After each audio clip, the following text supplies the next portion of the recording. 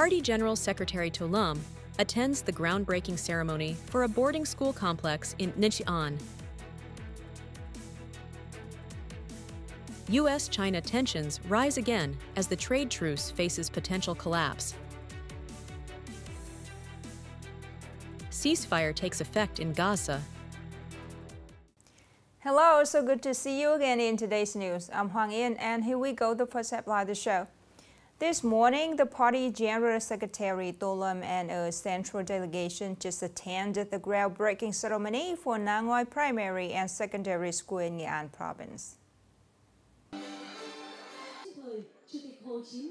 The Nang Ngoi Primary and Secondary School project covers 5.5 hectares and is designed as a modern, self-contained campus. It will include 45 classrooms, functional rooms, dormitories, a canteen, playgrounds, practice areas, and production zones, serving the learning and living needs of nearly 1,700 students in the border region. The project is one of 8 schools in Nghệ An prioritized for construction with socialized funding. It stands as a symbol of the party and state's special attention to education and training in ethnic minority, remote and border areas facing hardship. Following the groundbreaking ceremony, Party General Secretary Tô Lâm, together with the central delegation and Nghệ An provincial leaders, presented warm winter coats to students and gave 50 meaningful gifts to disadvantaged households, expressing the party and state's deep care and solidarity with people living in border areas. The U.S.-China trade truce is on verge of collapse after President Trump announced on October 10th a new 100% tariff on Chinese goods, bringing total tariffs to 130%. The new tariff is expected to take effect on November 1st, or possibly earlier. President Donald Trump also announced plans to impose export controls on all critical software developed by U.S. companies. The move comes in response to China's recent tightening of rare earth export regulations, a key material for the high-tech industry.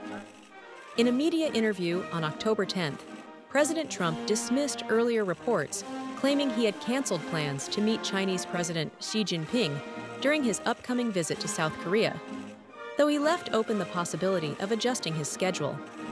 Analysts say Trump's actions are both retaliatory and a strategic warning ahead of the next rounds of trade negotiations.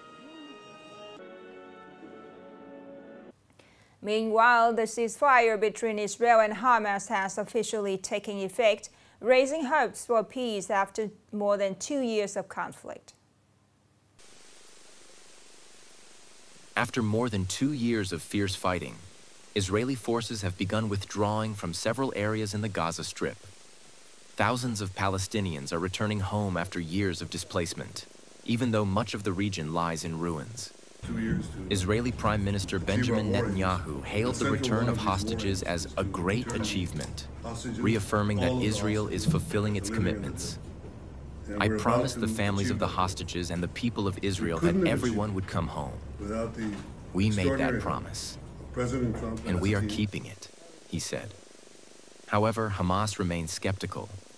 The group's leaders said the coming days will be the true test of Israel's commitment as key provisions on troop withdrawal, prisoner exchanges, and humanitarian aid begin to take effect. Upcoming are some updated news.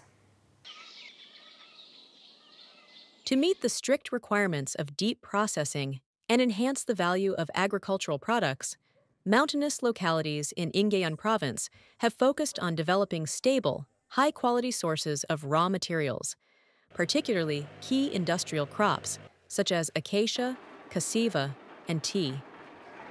Each year, Nghệ An allocates tens of billions of dong from its budget to support investment and improve material value. The establishment of processing plants by several enterprises has also significantly contributed to the development of high-quality production zones. Currently, the province has over 25,000 hectares of sustainably certified forests and nearly 8,000 hectares of tea under cultivation, yielding about 70,000 tons of fresh tea buds annually.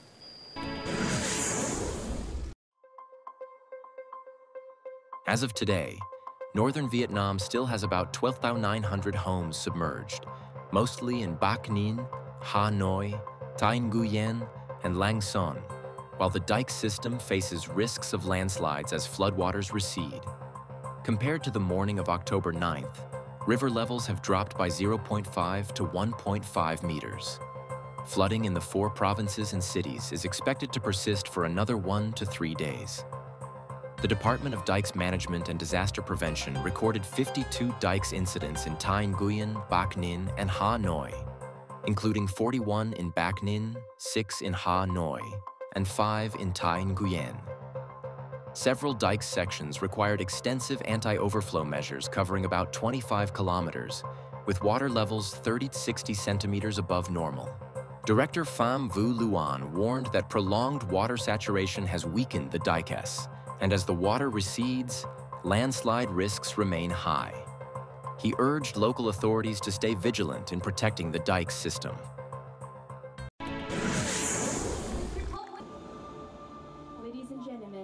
The first World Culture Festival in Hanoi has officially opened, marking the first time nearly 50 countries from 5 continents have gathered in the capital to celebrate global culture and the arts. By the evening of October 10th, the Thung Long Imperial Citadel Heritage Site was packed with visitors, vibrant with colors and cultural symbols expressed through costumes, cuisine, and handicrafts. Thousands of residents and international tourists joined the unprecedented festival atmosphere, where the world's cultural essence converged at the heart of the UNESCO World Heritage Site. Taking place from October 10th to 12th under the theme Culture as the Foundation, Art as the Medium, the inaugural World Culture Festival in Hanoi is regarded as one of Vietnam's major cultural diplomacy events in 2025.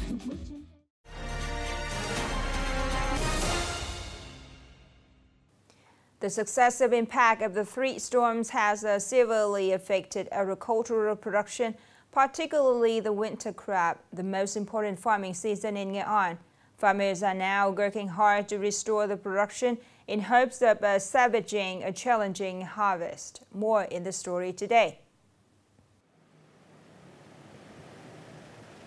In many parts of Nghệ An, prolonged rainfall has made it difficult to care for winter crops.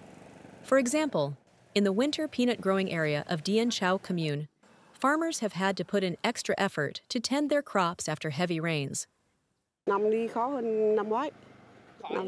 Every time the rain stops, we rush out to care for the plants, but they just don't grow well. For the 2025 winter crop, Nghệ An aims to cultivate 33,600 hectares of various crops. The agricultural sector and local authorities consider this the main production season, crucial for ensuring farmers' incomes and maintaining the province's food supply. In flood-hit areas, quickly and efficiently restarting winter crop production is seen as key to helping residents stabilize their lives after the storms. We immediately developed and implemented our recovery plan right after the floods.